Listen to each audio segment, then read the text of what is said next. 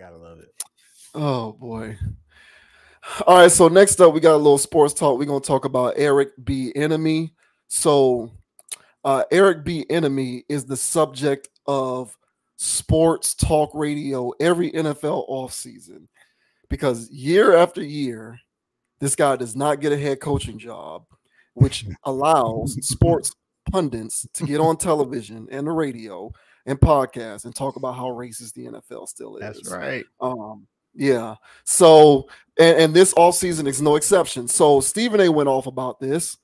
Stephen A is usually the first person to do this. He went off because Eric Bieniemy did not get a head coaching position. And recently, Eric Bieniemy decided to leave the Chiefs and become the offensive coordinator for the Washington. What are they called? Commanders. Commanders. There you go. I almost said Redskins. Shit! You don't get canceled again, bro. It used to be the name of the team, people. It used to be YouTube. Do not put me in algorithm purgatory. It used to be the name of the team. I'm sorry. But he recently left the Chiefs and decided to take the offensive coordinator job with the Washington Commanders because it is believed that one of the reasons why he's having a difficult time getting a head coaching job is because he, as the offensive coordinator, does not call plays. And so the idea is organizations do not want to hire an offensive coordinator to run the show if he does not call plays. And most offensive coordinators who get hired to be head coaches are play callers. And so it's being believed that he's being penalized as a result because he doesn't call plays. Head coach Andy Reid calls plays. Stephen A. Smith uses this as an opportunity to say that he's being held back because of race, because it's race. And Stephen A. isn't the only one who does this, but he's the loudest one who talks about this. Of course. Yeah, and so he spared no expense last week. He was all over First Take talking about how it's race. Now, I was watching, what's the name of that show, Speak, last week, I think. LeSean McCoy's on Speak, and they talked about this as well. And so LeSean McCoy talked about what's going on with Bieniemy and why he's not getting a job. And so I thought that this was interesting because it provides perhaps a more reasonable take on why he's not getting a job and how it may not all be about race. But, you know, I'll go ahead and share this screen. And we'll as soon as I find the link here. God damn. Stephen A. Smith.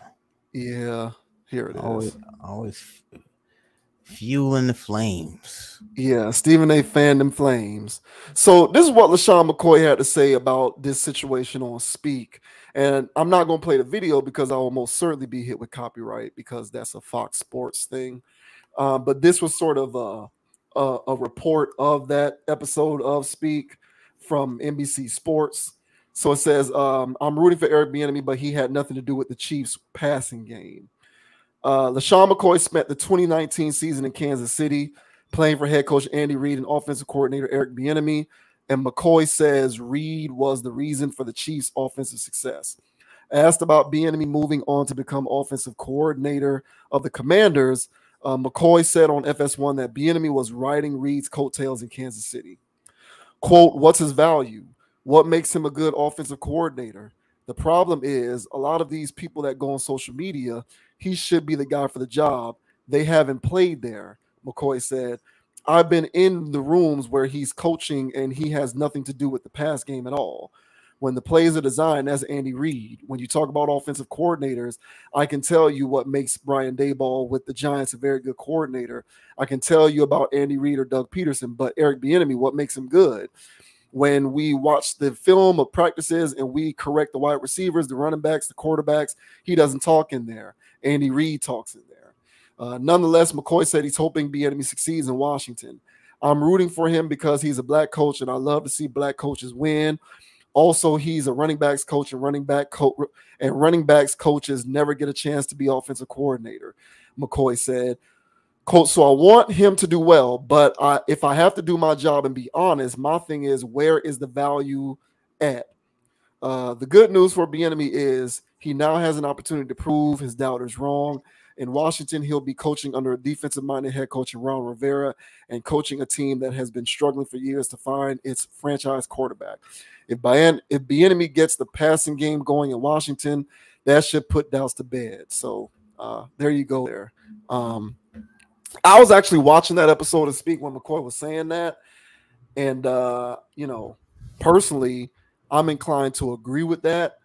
He played and he was in the organization with these people. So I think he would understand this more than most. But that does not stop a lot of people in the media from saying that it's a racially motivated thing, that it's an agenda. It's a racially motivated agenda against Eric Bieniemy to keep him away from being a head coach because the NFL does not want to hire more black head coaches. And there was the transcript of this wasn't in that story, but I was watching that episode that day, and they asked him whether it has anything to do with race. I think Emmanuel Acho hosts that show, and he was asking LeSean McCoy, given his experience, like, is it actually anything that has to do with race, or is the race things perhaps a small component but overblown in the media? And McCoy said it's 100% not race. They just want to win, and they'll hire anybody. His problem is he's perceived to be someone who's not really exerting any expertise because that's all Andy Reid, who's running the offense, calling plays, doing most of the talking, doing all of the orchestrating, blah, blah, blah. That's what McCoy says. So you can take that for what it's worth. But do you have any takes on Eric Bieniemy? Because we go through this year after year. I feel like for ever since the Chiefs started winning, it's like there's this belief that he has to be a head coach. And every time he doesn't get a job, it's because of racism. And this is every single year, over and over and over again. And I'm watching these shows, and I'm like, well, am I the problem? Because I don't think that that's the case. But, what do you have a take on this situation at all? Because it came up again this year. No, I'm tired of it. I'm absolutely tired of it. I kind of want him to be a head coach so we can just get this over with. Yeah. But I was already in the belief system of him being overhyped, and while going out for these job interviews or something, is he's just not hitting somewhere. I was already thinking that he just wasn't good enough to get a head coaching job. And but like you said, once the Chiefs started doing what they've been doing recently, it was just like, okay, well, who's the OC? And I get it. Normally, whether the guy seems qualified or not, if there's an offensive or a defensive coordinator who's in it on a team who's always AFC or NFC championship game contending or going to the Super Bowl every year in and year out, somebody would have scooped that person up just off sheer cachet alone. So that's one bit of the argument that had legs to stand on initially, at least for me. But then as time went on, I was seeing black coaches getting jobs, but not him. So I was like, well, maybe he's just not good enough to be a head coach. This is the big deal here. And I've seen enough token black coaches in the NFL recently where it's disgusting. And we had a conversation about back when we were talking about the Yeezy interview where he was talking about white men being criticized in the media and stuff like that. And in there, I had mentioned that one thing that I cannot stand in the woke media is that if there's a black head coach and he sucks, nobody can say anything. The only thing they can say is how much they like the guy, but they're not getting it done, or it could be this. I like the guy. They always have to say I like the guy, because lest they sound racist, they can't genuinely critique him. No, bro, he sucks. That's fair. Just let it go. I'm not a fan of Todd Bowles as a head coach. I don't think he's a good head coach. I think he's a good defensive coordinator. But when he's out there as a head coach, he looks lost. Yeah. Mike Tomlin is the only head coach that's black And I like what Flores was doing too. I don't know what would have happened there, but Mike Tomlin is doing a phenomenal job from just being consistent year in and year out, getting the best out of his roster. So black guys can coach. They just have to be qualified and good. And if you're not good, we're not going to put you in position. What, for a token position? So we can sign up for L's for the next 3 or 4 years until we find out that, okay, this guy wasn't good, but we made the social people happy. Yeah. But the social people, the social people are not going to buy season tickets. We need W's. So I agree with McCoy in the sense that, hey, man, they want wins. They don't care about none of this woke stuff. The only people talking about this is ESPN and the woke media. There's nobody else. If you talk to an average person in the street, they might repeat or parrot talking points that they heard from Stephen A. Smith. Oh, why isn't Eric Bieniemy getting a head coaching job? Why isn't why should he? Can you tell me why he should? Yeah, right. How about you tell me what you think, sir? You got some PFF grades, huh? You got some stats and info for me, huh? For his metrics for the last 5 to 6 years? You got something for me? Or you just talking? Well, he's got Patrick Mahomes and Andy Reid. He had Tyreek Hill. He has Travis Kelce. I just named 3 Hall of Famers. I just named one of the arguably one of the Mount Rushmore of head coaches. What are you talking about? So for somebody that was actually in the locker room, who saw it, who was in film room, who was in those meetings, and saw that Andy Reid was the one slanging the thing around, and Bieniemy was the one that was just in there, I'm pretty sure that shows itself when he carries himself into an interview, and they go, "This motherfucker can't count to 10." Sorry, sir, you didn't get the job. You know, Stephen A. Smith hears about it. Oh, we got another race bait topic. How do you feel about this one, man? I feel like this is all hogwash and overblown. How about you, man? Yeah, I'm exhausted, and I agree with you. So here's where I think people like Stephen A. Smith are coming from. If I'm gonna try and get into the mind of an individual like him, hey, good luck. I know, right? So I think Chris Rock had a bit in one of his stand-ups from way back in the 90s. I want to say it was Bring the Pain, where he said the thing, it was either Bring the Pain or Bigger and Blacker. It was one of those two. And Chris Rock was like, racial equality doesn't have to do with giving black people as many opportunities to succeed as white people. It's about giving black people as many opportunities to fail as white people. So I think I didn't even talk to Siri. I don't know what happened there. So I think what people like Stephen, I'm guessing here. I think what people like Stephen A. Smith are talking about is it's irrelevant whether Eric Bieniemy is qualified, calls plays or not, because look at all of these other white people guys getting these head coaching jobs, and they're just as lacking in qualifications as Bieniemy. So if they can get these jobs and fail, why can't Bieniemy get a job and fail too? I'm assuming that's what an individual like Stephen A. Smith is going off about. Nice. Here's the problem. I like that one. Right. So here's the problem though with that line of thinking. Rewarding opportunities to people so that they have an opportunity to fail is the result of relationships and not qualifications.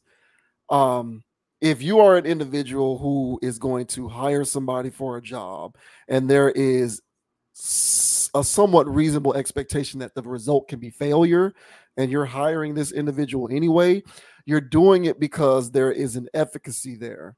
There's a relationship component that factors into why you're giving this individual an opportunity and not giving others who might be just as qualified or maybe slightly more qualified. I bring that up to say this. What frustrates me about people like Stephen A. Smith is stop crying every offseason about how these organizations are doing stuff that are racially motivated and start talking about why you need to see more people who aren't white owning teams. Like, if you're really that triggered by the fact that Bieniemy is not getting head coaching positions, then how about you at least speak conscientiously about the overarching issue in the NFL, which is at the very top in terms of ownership of organizations. There is a racial homogenization that is present there. So it stands to reason that that's why people like Eric Bieniemy aren't given the same chance to fail as other white head coaches. Because if I'm going to give somebody a chance to not succeed at something, I'm going to give this opportunity to somebody who I'm familiar with. So familiarity breeds contempt, but it also breeds opportunity. If you want to see people like Eric Bieniemy given a chance to fail at something, then you need to start clamoring for more black people or at least non-white people to own teams. Now, is that ever going to happen? No, that will never happen. Let me break something to all of these people out there who are in the media complaining about this stuff constantly. There are two things that are never going to happen for as long as you, I, or anyone else out here lives. Number one, we will never live in a post-racial society. That is a pie-in-the-sky notion. It doesn't exist. It never has. It never will. We will never live in a post-racial society ever, ever, ever, ever, ever, ever. I'm sorry if that freaks you out, but we will never live in a post-racial society. Okay, that's number one. Number two is so long as we will never live in a post-racial society, individuals who are in position to provide opportunities are always going to be more inclined to provide opportunities to those whom they form relationships with. And because for the most part, we form relationships most often with those who come from similar environments as us, this is why individuals like Bieniemy are often left out, because the people who are in decision-making positions tend to be white in the NFL, because at the top, the NFL is racially homogenized. It is what it is. I'm sorry, but that's the way it is. If you're uncomfortable with that, and you say this often, go and start another league where there's more people who aren't white who own teams, where there's more people who aren't white who are presidents and GMs and VPs. Because in the NFL, the cabal will always be in place. So if you're not going to get to the root of what the real issue is, and you're going to sit there on TV placating to the woke mob by talking about how racist the NFL is every offseason, I got nothing for you, because that is never going to change. It's not going to change. It's going to stay the same. So people like me, and probably you, who get sick and tired of hearing about this every year, like, I'm over it. If they thought that the guy was worthy of doing the job, they'd hire him. Because the league, like McCoy said, the league is copycat. They don't care. They just want to get the W's. So the guy would get hired if they felt like it was in line with some of the stuff that they look for when it comes to hiring people. Now, on the flip side, if you want to argue that he should be given a chance to fail, then fine. That's a reasonable take. I get that. But that's not what Stephen A is saying. What Stephen A is saying is the NFL is not doing this because it's racially motivated. And I think that does the conversation an injustice, personally, in my opinion. Now, I'm trying to be reasonable towards Stephen A, like I said, and I'm assuming that what he's really talking about is give the guy a chance to not succeed the way the rest of these white guys have a chance to not succeed. But if you're allowing me to put words into your mouth and you're not going to articulate that, then at the end of the day, you just sound like a person on ESPN, like the rest of them shows on ESPN, filibustering all day, every day about problems that will never change and will persist into eternity, and constantly complaining about racism in the NFL and how stuff is racially motivated, when in reality, maybe the guy just doesn't have the qualifications needed. Maybe he just doesn't. Maybe he doesn't. I'm sorry to break the news to you, but maybe he doesn't. And what's the value of hiring? What is the value truly of hiring Eric Bieniemy to fail when, like you said, we get these David Cullys and these Lovie Smiths and these Anthony Lynn's who get hired and fired after a year or two because they get hired by organizations who are dysfunctional and don't know what they're doing. And the guys get brought into dysfunctional situations where failure is an inevitability. And then they end up on the outside looking in. And now you're complaining again about racism. So, you know what I'm saying? It's just like, look, man, I hope the guy succeeds too. He's going to be in Washington calling plays. Hopefully the Washington Commanders win games and he can get a job. But please be aware that if he gets a job at a dysfunctional organization, he's going to get fired in 2 or 3 years. And then you'll be right back to the drawing board. Where is that going to get you? So I hope people like, well, you know, I'm not trying to tell Stephen A. Smith what to think about, but people like you said, who are going to parrot the speech of people like Stephen A. Smith on the street and ESPN, who are going to regurgitate all of this stuff without actually knowing what's going on. Like, these are some of the things that you have to think about. Like, we're not post-racial. People make hiring decisions based upon familiarity. The league is racially homogenized at the top. And on top of that, why do you want him to be brought into a situation where he's doomed to fail in the first place? Like, all of these things matter. And when you put all of that into a pot and add it all up, maybe he hasn't gotten a head coaching job for legitimate reasons. And maybe it's not purely racially motivated. Yeah, well said. I just think that Stephen A. Smith, standard issue, it's a lazy analysis. You know, he's black, he didn't get the job. You know, he didn't get it because he was black. Yeah. It can be, I mean, yeah, I mean, it could be a degree of that. I mean, it's not a bonus, you know, unless you're run by some liberal organization who's trying to tank. I mean, I got a theory out there. I got a theory. And I've noticed this, that when organizations are intentionally tanking, they'll put a black guy in there. Now, it's not to set him up for failure. They already know whoever's going to be in there is going to fail. They put him in there so people don't slander him.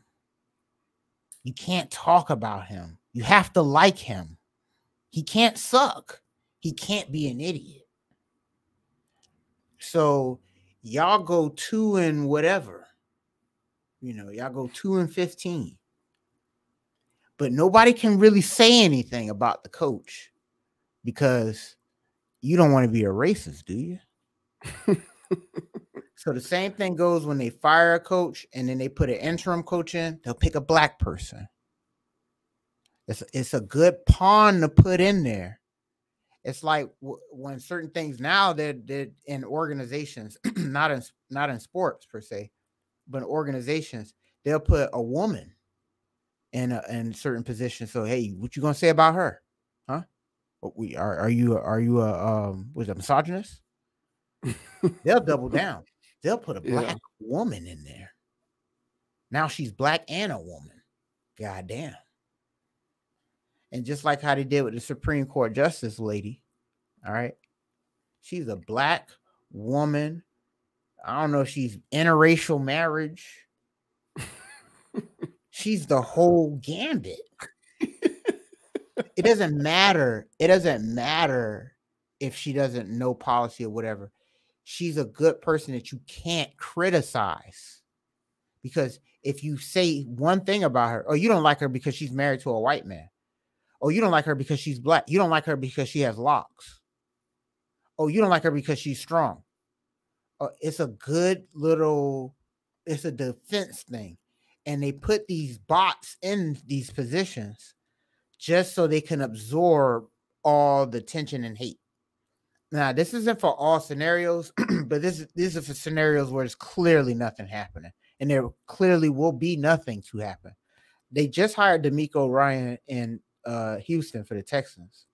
So that's pretty cool. That's pretty live. I wish him the best. But that last dude that they put in as a puppet, I was like, why the hell they put 2 puppets in a row, Cully and then Lovie Smith. 2 black guys. 2 black guys in a row at the See? Texans. And so Yeah. you can't say nothing. Right. Because what you gonna say? He sucks? You're a racist. But if they put a white guy in there, they're slandering the shit out of him. Every day you wake up. I'll relate this, for college football people. And if you want to look at what Jimbo Fisher's doing for the Texas A&M, by the way, bro, I had watched that video we did a long time ago about when Jimbo went to Texas A&M. I nailed it, bro. I nailed it. I nailed it. But Jimbo, he's trash. Everybody tears him down about how trash he is.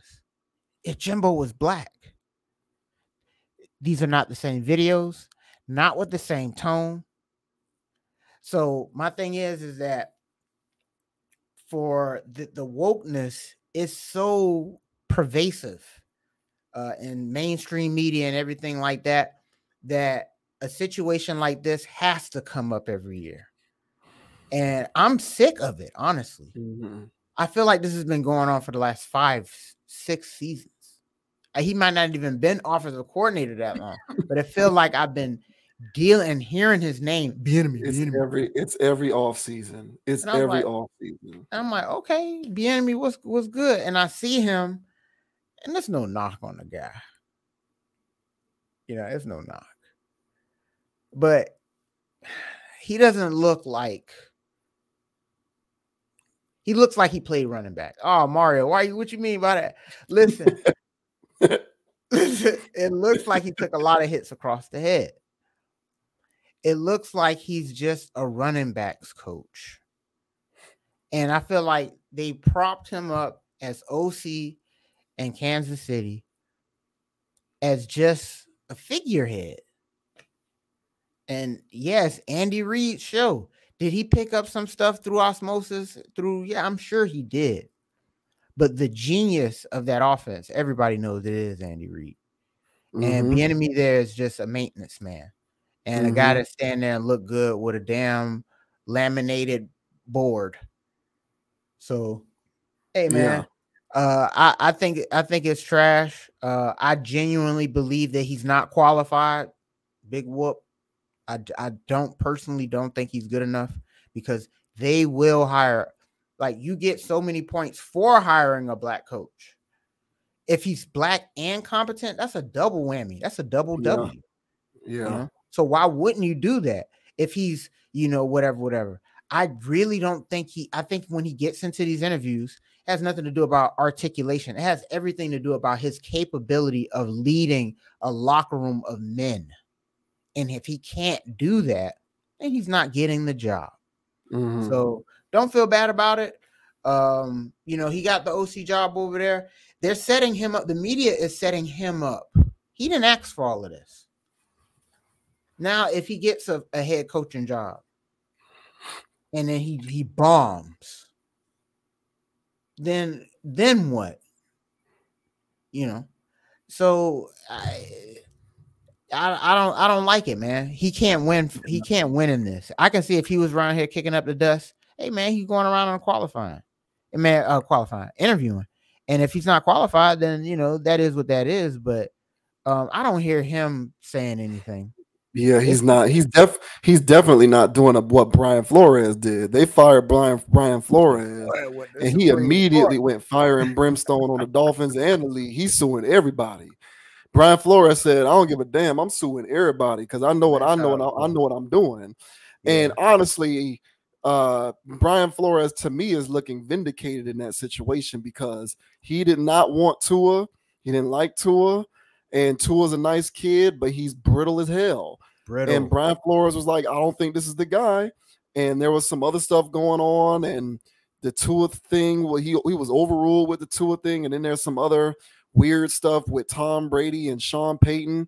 And so, but the point is, Brian Flores being a competent person who was confident in his competence, when he was collateral damage for the Dolphins, he went fire and brimstone.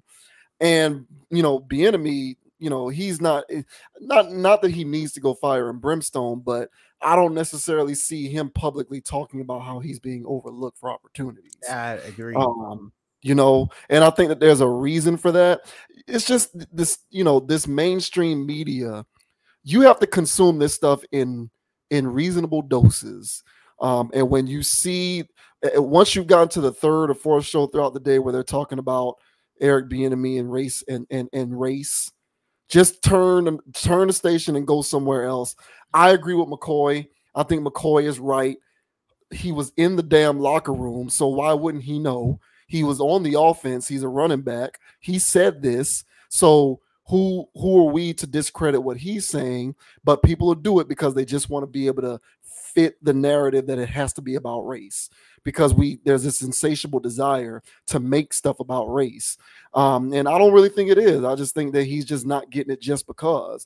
And even if it was racially motivated, which I don't think it is necessarily, but even if it was, what's the value of him getting an opportunity in which he's set up to fail? You want him to be another Cully or Lovie Smith or Anthony Lynn? What's the use of that? Like, what purpose does that serve? You know, what does that do symbolically? That he finally got a job in which he's doomed to fail. Well, that's why it's called diet. That's why it's called diet woke, bro. It's all of this crap going on. 0 calories. There's nothing in there. So they got all this stuff going on. Oh yeah, we finally got a black head coach. All right, well, he's in a situation where this team has a bad organization, top to bottom. They draft poorly. The roster's crap. The salary cap is crap. There's no way he can turn this around. Yeah, bad contracts, all kind of stuff. Yeah, man. I don't get it. It's funny too. You bring up Jimbo. So my current employer, we are we are a publisher. So we publish lifestyle publications, and one of them is big in the Tallahassee area. Mm-hmm. And when I thought it was so interesting when now Willie Taggart, in my opinion, bad head coach at Florida State. He didn't do a good job. He did a bad job at Florida State as a head coach. I don't give a damn what you say. I don't care about him being black. He sucked at his job. He sucked. Okay.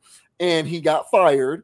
And my employer, falling in line, published a whole editorial story on the website about how for Willie Taggart, winning meant more than winning football games. It was about win.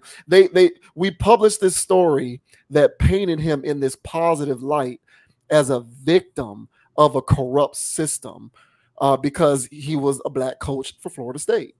So I wasn't a part of this story. I actually personally detested the story, but I understood why we did it. We did it because it was a part of college football wokeness, if you will. And it was about making him look as pristine as possible, even though he sucked at his job. And I do believe that if that was Jimbo, he would have been getting destroyed for ruining FSU. He would have been getting if it was the same exact circumstances, but it was Jimbo and not Willie Taggart, we wouldn't have been publishing those stories talking about how Jimbo cared about life and family and it was more than winning games. But Jimbo's a white guy. And so when you're a white guy, it's socially acceptable to criticize them for being poor at their job. But if you're black, you can't do it because you're afraid of being outed as racist. So you have to placate wokeness by talking about all these other things to make them seem redeemable. When it's just about job performance, man. Willie Taggart sucked at his job. I'm sorry. He wasn't good at it. And I'm saying this as a fan. I went to Florida State. I'm a fan of Florida State football. And he sucked at his job. He sucked. He sucked. I'm sorry. He wasn't good. And I agree with that. I feel like the reason why the quality of a lot of things in society has gone down is from all this air quote equal opportunity crap. And there's people in positions that don't deserve to be there, you know. And people say, "Oh, Mario, man, oh, you out here, you benefit from affirmative action." I'm sure I've had a job or 2 or 3 Well, I benefited from affirmative action because I'm the only black man in there. So it's like I gotta be hitting some type of damn quota in here. So I know I done got opportunities before just because I'm a black male, you know. And but the thing about me is, when I get opportunities, I ball out in them. Yeah. I just ask for the opportunity. Right. There's some people who just ask for opportunities and just for the sake of the opportunity. And they just up in there and they don't know what the hell they doing and they mess it up. And so this whole woke thing where everybody get an equal shot, or we got to have this much percentage of this, we got to have that much percentage of that. I would highly argue that that's, yeah, I don't know how you can quantify this, but it has added to uh the degradation or the lack of quality of everything. Standards across the board are just down. And I would argue that it's because there's people in positions that aren't qualified to do certain jobs. And then, hindsight, if I had said this in 1999, I would have been labeled a Republican, and I would have been annexed out of the black community. But hey man, I don't live 30 plus years on this planet, and I've seen enough empirical data with my two eyes. And I've seen people in positions that don't need to be there. But I can tell that the only reason why they're there is because they black. The only reason why I'm there is because I'm black. But I ball out. There's people that get in these positions and they don't do their jobs. It's not all, but it's people in there that aren't doing it. So if you're going to have head coaches that are black just for the sake of having black head coaches to meet some type of weird NFL quota, that doesn't, y'all just going to put people in positions just to be putting people in position.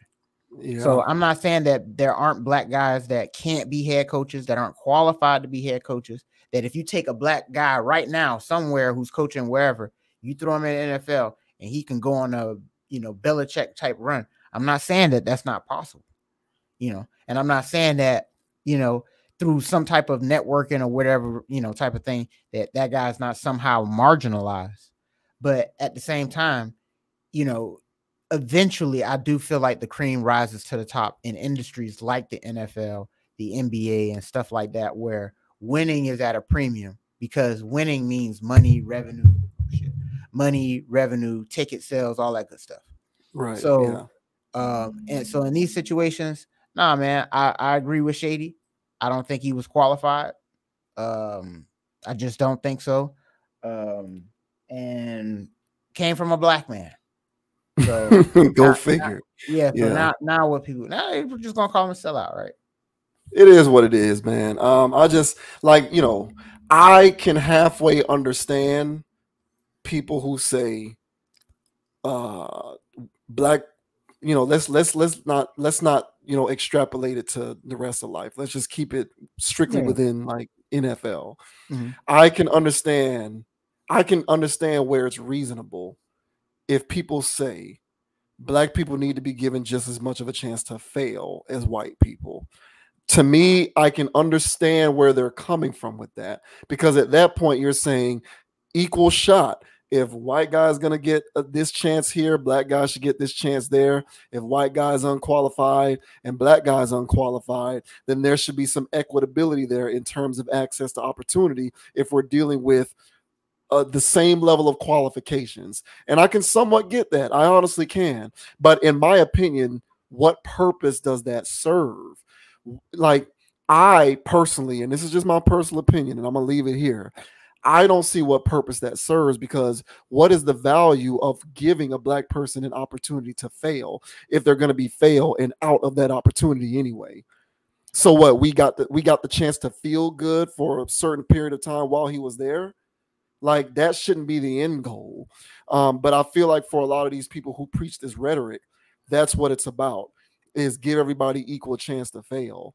And I'm not saying that Eric Bieniemy would undoubtedly fail, but this idea that equitable treatment means give everybody the same chance to be shitty at their job, to me, it kind of seems below the bar. So that's just how I look at it. I agree with McCoy as well. I think there's a reason why he hasn't gotten the chance. And for his sake, I hope he succeeds with the Commanders so that he does get, the requisite sort of perception needed in terms of some of the things that these people need to bring to the table. But at the same time, to what end if that means he gets hired into a bad organization that's dysfunctional? Yeah, and I'll just say this, and by him going over there, it's a way of him taking off the training wheels. It's a way of him getting away from Andy Reid, seeing if he can actually use those legs and wobble and walk himself and run and create himself his own career versus being in the shadows of Andy Reid. So people can argue that it's a lateral move and blah, blah, blah, blah. But I think this was a good lateral move in the sense that now he can actually show and prove that I do call offenses. So he actually has to show and prove in this situation, because whether it's positive or negative, whether if the guy's qualified and he's just being overshadowed by Andy Reid, that's another angle. But here's a way for him to actually prove himself. But so best of luck to him, but we'll see what happens. But I agree with Shady here. I agree with Mr. Shady. Yeah, me too. Me too. Good luck Bieniemy. And to the rest of the race baiters out there, keep doing your thing. Get a life. Get over it.